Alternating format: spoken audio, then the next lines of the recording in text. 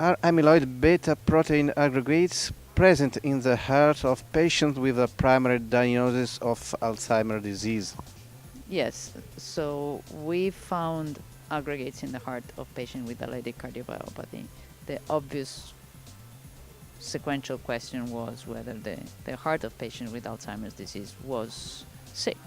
And it is indeed sick, which it's an important finding given the increased aging of the population and importantly the therapies to that improve the quality of life and the length of life with patients with Alzheimer's disease.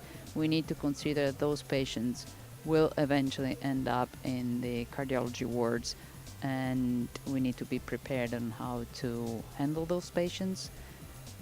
And another important component, we can learn a lot from the research already done in the last 100 and plus years on Alzheimer's research that can help cardiologists understanding heart failure, and we can help neurologists to understand Alzheimer's disease because the heart talks to us, the heart gives us numbers, the heart has a function that we can measure, doesn't have a blood-brain barrier. We can study the heart easier, we can image the heart easier, we can access the heart with therapies that if they work, we can potentially modify the molecules to cross the blood-brain barrier, and we can take advantage of the leakage of the blood-brain barrier to target the brain and the heart potentially at the same time. What is the role of coffee in cardiomyopathy? $1 million question. Coffin is a protein that, if is mutated, causes caudal myopathy. Has been found to precipitate and cause peripheral neuropathy and central neuropathy in the brain. It precipitates in Alzheimer's disease. It's the first time that the pathology of coffin has been associated with a cardiac disease. Is a rare mutation in the skeletal muscle. We just begun to look at mutation in coffin in patients with dilated cardiomyopathies. So far we haven't found it, but we need large numbers.